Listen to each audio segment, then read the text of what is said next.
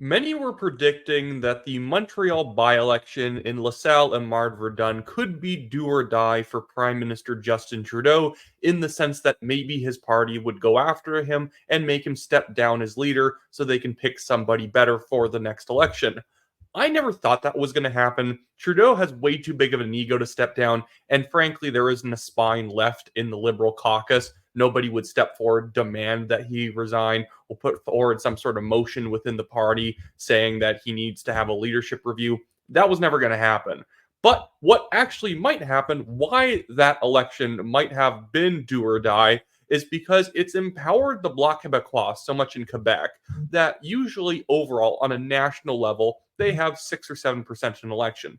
Now they're at 8. And obviously, that's a big deal when it's a party that only runs in one province, that being obviously Quebec. And so now, even in polls that are a little bit nicer to the Liberals on a national level, are showing the Bloc Québécois with a massive lead in that province. And enough of a lead, too, with the NDP also edging up, that Montreal might no longer be a safe red walled city for the Liberals. Again, I've said it in other videos. This is like, actually, in another video, I said this is like with the loss of LaSalle and Marne-Verdun for the Liberals. That'd be like losing a seat in Saskatoon or in like the conservative parts of Calgary. Not really. Those were the safest of safe seats. This would be like losing Battle River. This would be like losing rural Saskatchewan or Alberta ridings. This would be like losing Portage Lisgar. It's harder to find more safe seats than the seats in Montreal for the federal Liberals. But anyways, I want to show you a new model based on some of the new polling that's come out, like the ECOS poll. Even though I don't even think ECOS is really detecting how big the conservative lead really is, I think they only have the conservatives plus 15. I don't see that being real, considering, not real, I don't see that being fully accurate just looking at the by-election results in places like Toronto, St. Paul, and the Conservatives edging up in all these newer by-elections. Even though they didn't win any of the last two by-elections, they've greatly increased their appeal. So I think it's more like the Conservatives are at that plus 20, which we are seeing in a lot of other pollsters. But this new poll has Justin Trudeau losing his own riding in Papineau. So it's based off of this ECOS poll right here that's giving the Conservatives a 40% nationally, Liberals 25, NDP 17, Bloc 8, Greens 6, and PPC 3. And that 6, even though it seems like a big increase for them, it's not that big for the Greens, considering in the last election, they didn't even run a full slate of candidates. I think they were only running candidates in 2/3 of the riding, and that heavily, heavily reduces your overall numbers, just because a lot of people are, one, not going to vote for you because you're not running a full slate, or they can't even vote for you because they don't even live with a Green Party candidate in their area. But it's resulting in Papineau, Justin Trudeau's riding, going orange, going over to the NDP. It would be nice to see it go conservative, but it's Montreal. That's not going to happen, at least for the next decade. Montreal is a strange place. Not to go in on the Montrealers too much, but it's a place where the Conservatives frequently get less than 10% of the vote in many of these ridings. In Papineau, for instance, last election, the Conservative Party of Canada got 4.8% of the vote. And it's not an outlier because Aaron O'Toole was the leader. I believe when Andrew Scheer was the leader, and even when Harper, it was like maybe 7%, 8%. It's been always it's always been not a conservative riding. That's the best way of putting it. It's just not a conservative riding in any way, shape, or form. But the big thing that's going on right now for the Liberals is that because Montreal, they would win many of these seats with around 45, 50% of the vote. It's not like a world crushing number like 70% that a federal conservative might get in a rural area.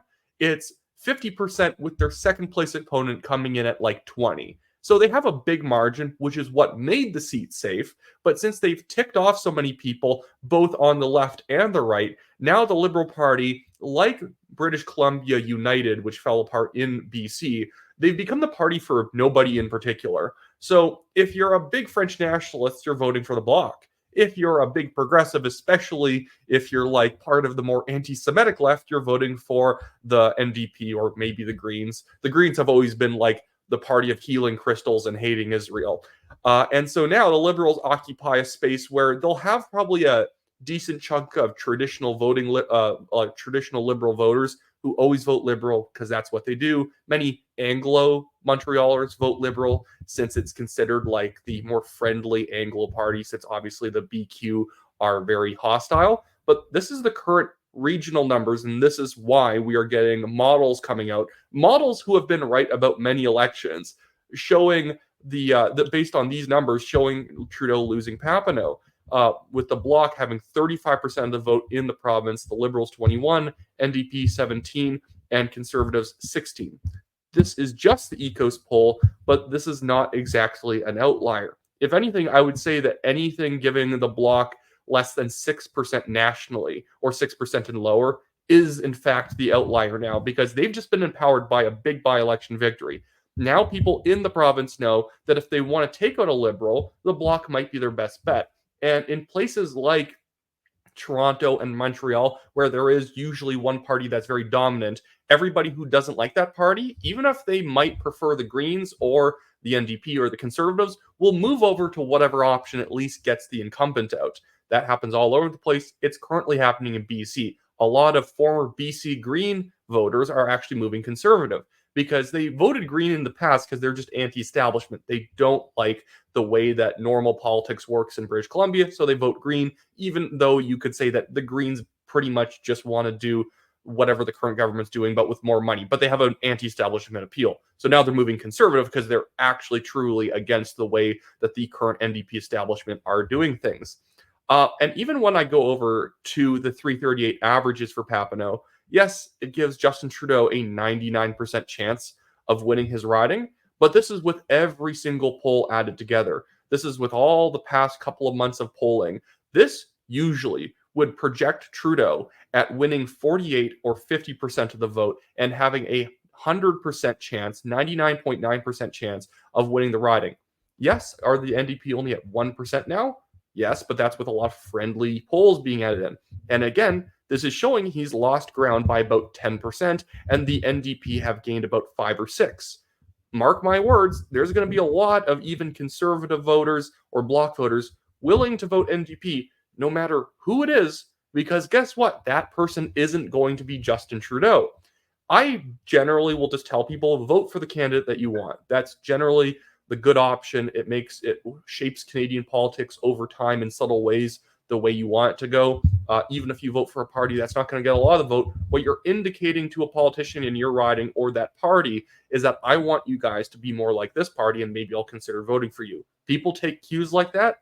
And in Montreal, though, I'd say that in a riding like Papineau, I would tell you, suspend that normal way of voting where you just vote for what you want. I'd vote for getting rid of Trudeau, because I would feel like that's what everyone should want in that riding. That he shouldn't just lose the federal election next year and get to ride off in the sunset saying, I was just too progressive for Canada. Oh, the right-wing backlash is what got me out of the Prime Minister's office. It was the Russians or something he'd make up. I want him to not even be able to declare victory in his own riding.